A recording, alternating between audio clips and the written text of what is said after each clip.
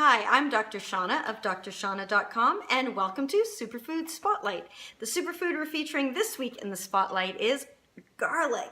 Who doesn't love garlic? I mean, I love it so much. It gives a wonderful flavor, but it's also jam-packed full of nutrition, about 100 different nutrients. So I try and sneak it into dishes as much as I can. So we're going to talk about why it's a superfood, why you might want to include it, and of course some ways to incorporate it into your diet.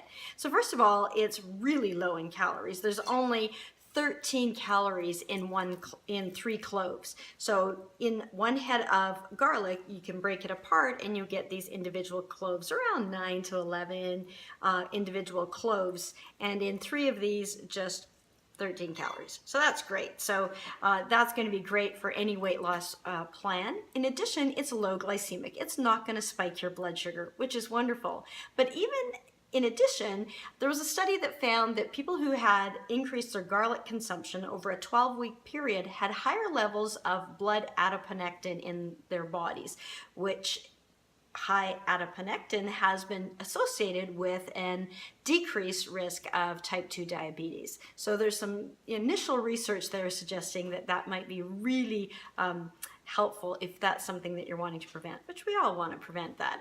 In addition, it has a lot of antioxidants. So we're going to talk about some of those great sulfur-containing antioxidants, but there's many. One of them, in particular, that comes to mind is something called allicin, A-L-L-I-C-I-N. So not like the girl's name. And there's something in particular that you want to know about this is when you have garlic, within it is something, there's lots of compounds, but one of them is allicin, again, not spelt like the name. And once this is either cut with a knife, crushed or minced or chewed, then it breaks down the plant cell membranes, which releases allinase enzyme.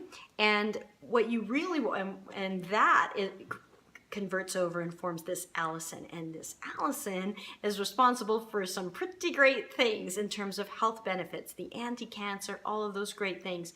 So a trick to doing that is you definitely want to invest in a good garlic press, and put your cloves in and mince it, and what comes out is really crushed, more so than you can probably do just with a slice. So mincing your garlic is even better than just cutting your garlic.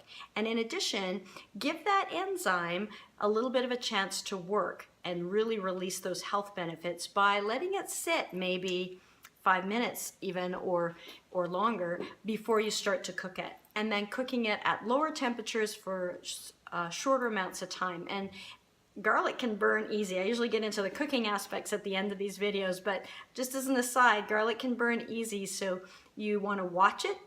You want to add it towards the end of your cooking, or I love the flavors of it. So just if you're going to add it in earlier, lower heat and stir a lot and watch it. And shorter time periods that you're cooking it is always good as well. And of course, you can eat it raw. Now, it is also anti-inflammatory. So some people have even used this directly on their skin conditions, their psoriasis, all sorts of things like that, cold sores. A lot of these can maybe fall under the old wives' tale, but they do actually have antibacterial, antiviral, and antifungal properties. They have actually been shown to be really quite effective against candida or yeast infections, to helping prevent, some even say to treat Pseudomonas, even the bubonic plague, if we're really going back. Hopefully we don't have to deal with that. And even there was an Indian study that showed it was helpful as a mosquito repellent, either by placing it on your skin or ingesting it, and also for athlete's feet. So putting garlic in water. So another thing, and it's been associated with your own, a boosting of your own body's natural killer cells. So it's great all around. So it's just a good thing to have on board to boost your immune system. And it's sort of in that same vein, it's very detoxifying as well. Kind of know that, we've heard about that.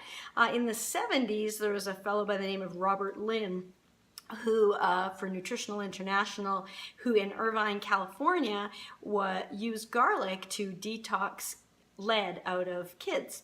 And then later on, there's been a number of other studies that have shown its effectiveness in heavy metal detoxification. So yet another great reason.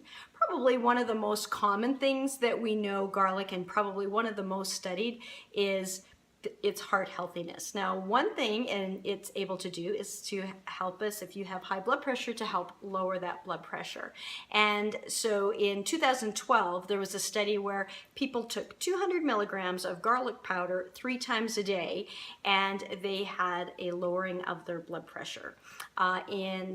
It is also great for lowering cholesterol, and more importantly than lowering your cholesterol, because you need healthy cholesterol, but preventing the oxidation of cholesterol, which is something we don't want.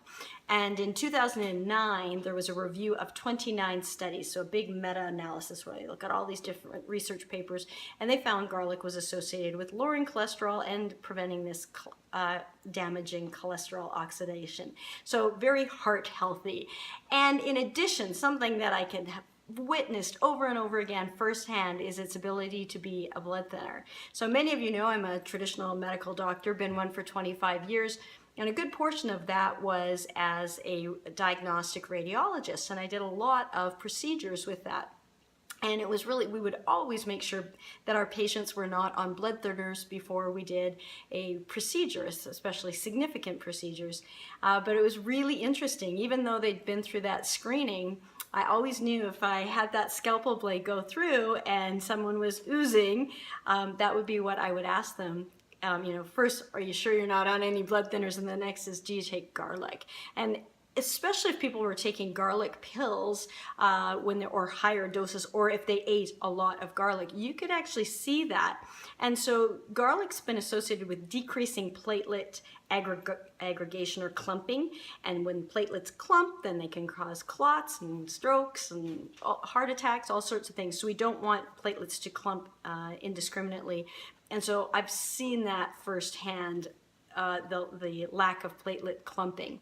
Some studies suggest that unlike, say, a medication for blood thinners, that garlic is better at being appropriate. It sort of prevents abnormal or inappropriate clumping and is more discriminate in that.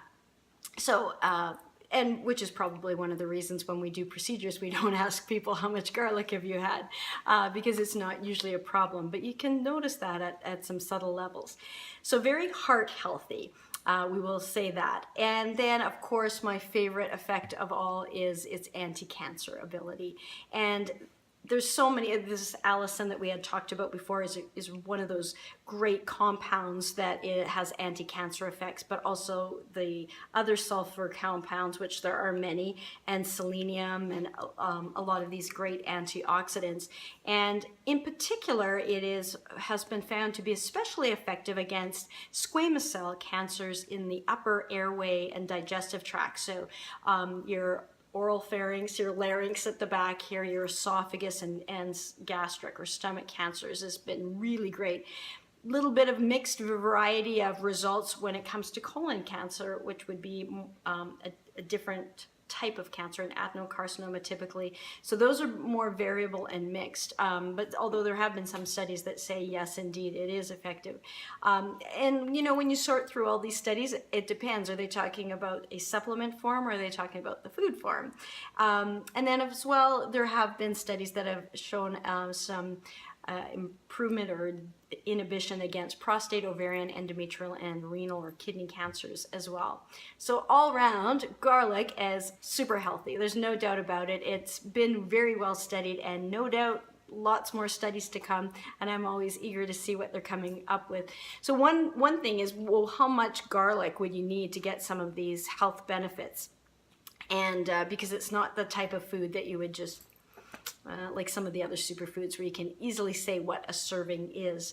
And typically, if you look at the 20 grams that they're talking about in a lot of these studies, that would equate to about 6 cloves of garlic 3 times a week.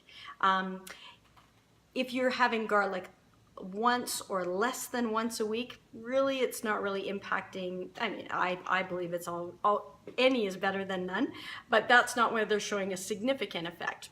But 3 times a week, 2 cloves of garlic, 3 times a week, that's a pretty good